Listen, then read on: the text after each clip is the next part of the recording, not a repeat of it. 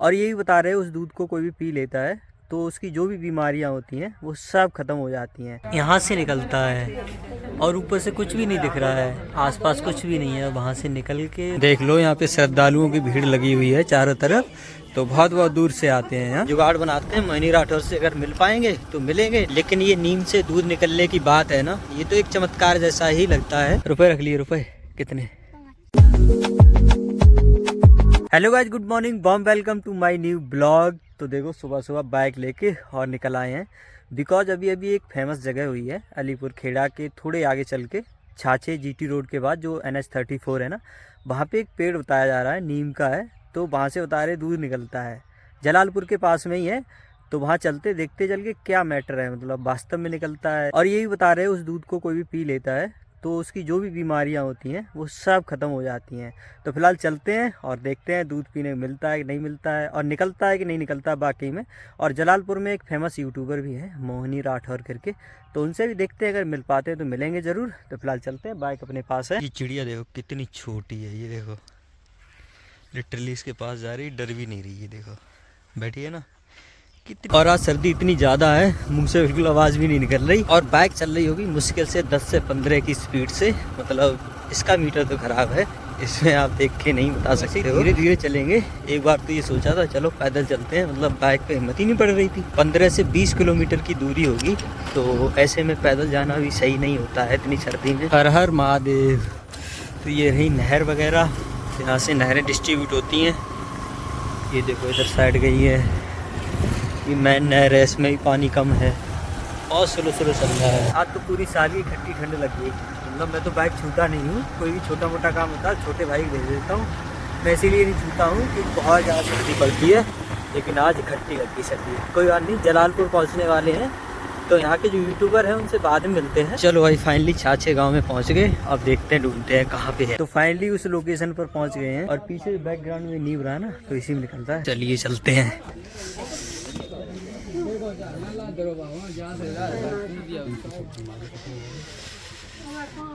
ये देखो वहाँ से ऊपर से वो देखो निशान बना हुआ है ना, वहाँ से गिर रहा है, यहाँ से देखो टपक रहा है बूंदों से। ये देखो सभी लोग ले रहे हैं, तो फिलहाल अपन भी लेते हैं। सही बात है, तो है ना जो उसको दे देना। लाइन में लगना पड़ेगा। देखो ताज्जुब की बात है, ऊपर से कुछ दिख भी नहीं रहा, पता नहीं कहाँ से आ रहा है। देखो वहाँ से ऊपर से निकल रहा है, वहाँ तक आके और फिर वहाँ से टपक रहा है। कोई परेशानी ज्यादा हो तो चम्मच और ले ली।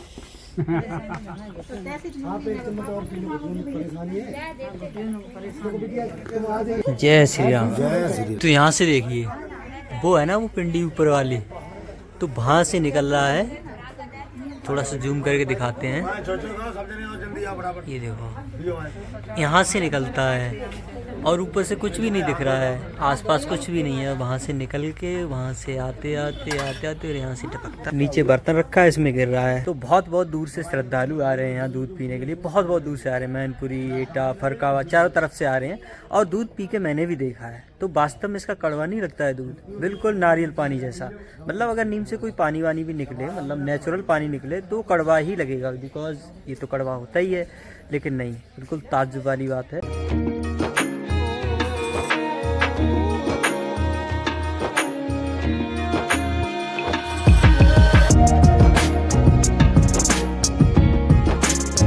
देख लो यहाँ पे श्रद्धालुओं की भीड़ लगी हुई है चारों तरफ, तो बहुत बहुत दूर से आते हैं यहाँ दूध पीने के लिए ही। लगातार टपक रहा है, ऐसा भी नहीं बंद हो जाता हो, बंद नहीं होता है। देखो यहाँ से इस वाले फ्रेम से देखो, यहाँ से देखो ऊपर से दिखता है। चारों तरफ श्रद्धालुओं की भीड़ लगी हुई है यहाँ। और यहाँ की ऐसी मान्यताएं बताई जा रही हैं, मतलब कैसी बीमारी हो, चाहे कैंसर हो, हार्ट अटैक की बीमारी हो, शुगर हो, कुछ भी, मतलब कोई बड़ी बीमारी हो, तो वो बता रहे सही हो जाती है। चलिए सही से दर्शन भी कर लिए, दूध वगैरह भी पी लिया है। फिलहाल निकलते हैं यहाँ से और चलते हैं। अगर आप लोग यहाँ आना चाहते हो तो छाछे में घुसते ही, मतलब छाछे गांव में घुसोगे तो ये प्राइमरी स्कूल है, ये रहा।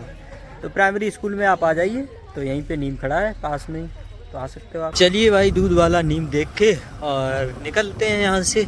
छाछे गांव पार करते ही जलालपुर मिलेगा, फिर वहाँ देखते हैं, जुगाड़ बनाते हैं मोहिनी राठौर से। अगर मिल पाएंगे तो मिलेंगे, नहीं तो फिर सीधा निकलेंगे घर के लिए। मैं फिलहाल अभी जलालपुर से एग्जिट मार ही रहा हूँ, बिकॉज जिनसे मिलने आए थे मोहिनी राठौर से वो भी है नहीं, कोचिंग करने गई होगी तो वो तो नहीं मिल पाई। कोई बात नहीं, अगली बार आएंगे। तो यहाँ अपने एक दोस्त भी बन गए, तो वो उनके फैमिली के होंगे, तो उन्होंने कहा मैं अपनी तरफ से कॉल कर दूंगा, तब आप आ जाना।